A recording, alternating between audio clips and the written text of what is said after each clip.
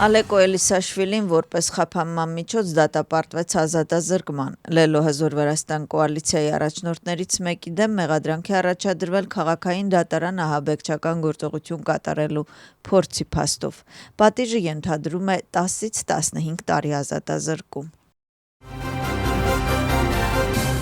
Քաղաքական սպեկտրն արձագանքում է Էլիսաշվիլիի ձերբակալությանը եւ գործով դատախազության կողմից ներկայացված տեսանյութին։ Ընդդիմության մի մասը չի վստահում տեսանյութին, նրանք ասում են, որ Էլիսաշվիլին ճնշման զոհ է։ Իշխող թիմի կարծիքով Ալեկո Էլիսաշվիլիի գործողությունները եւս մեկ անգամ ցույց տվեցին ընդդիմության բռնի բնույթը։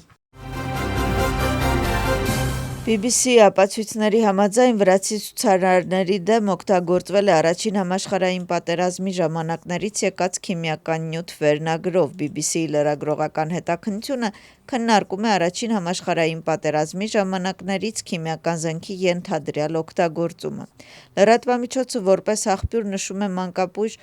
Կոնստանտինե Չախունաշվիլիին, հատուկ առաջադրանքների վարչության նախկին ղեկավար Լաշա Շերգելաշվիլիին եւ փորձագետ Քրիստոֆոր Հոլշտենգեին։ Ռեսպոնդենտների թվում է նաեւ Էկա Գիգաուրին եւ Գյորգի Բաչիաշվիլին։ BBC-ի հաղորդագրության համաձայն վրացական իշխանությունները հետաքննության աղբյուրները անվանել են աբսուրդ եւ հայտարարել, որ ոստիկանությունը գործել է օրինական ճանապարհով ի պատասխան դաժան հանցագործների անօրինական գործողություններին։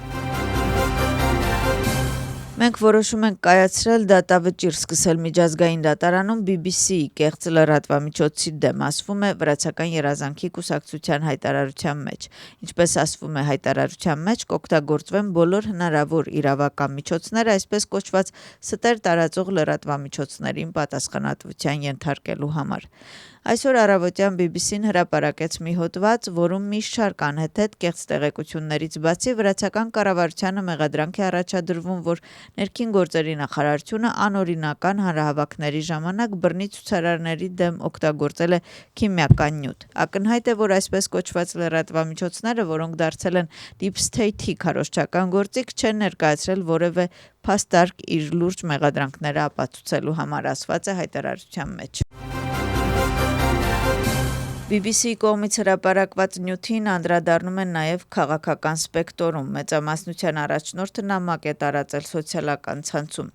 BBC-ն նոր խելագարություն է սկսել, պնդելով, որ Վրաստանը պատերազմի ժամանակ քիմիական զենք է օգտագործել ցուցարարների դեմ եւ հույսը դրել Չախունաշվիլիի, Խասայայի, Գիգաուրիի վրա։ Սա այլևս ուղեղի լվացում չէ, այլ հասարակության ուղղված ծանր վիրավորանք է, գրում է Իրակլի Կիրցխալայիա։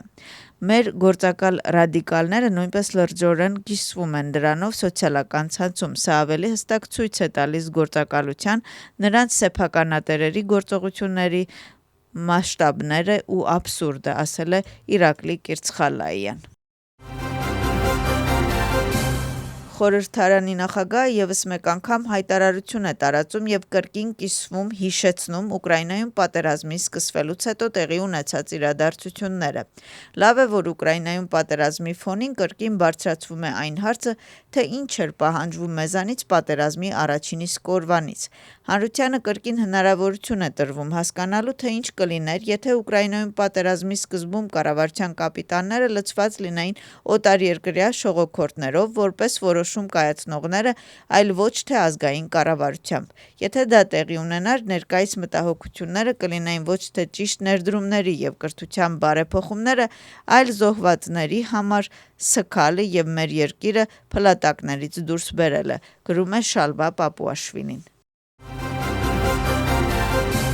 Թբիլիսիի քաղաքապետը պաշտոնական այցով գտնվում է Բուդապեշտում։ Կախակալաձեն կհանդիպի Հունգարիայի արտաքին գործերի նախարարի հետ։ Նա նաև կմասնակցի եվրոպական քաղաքների քաղաքային զարգացմանը նվիրված համաժողովին եւ ելույթ կունենա համաժողովի մասնակիցների առջև։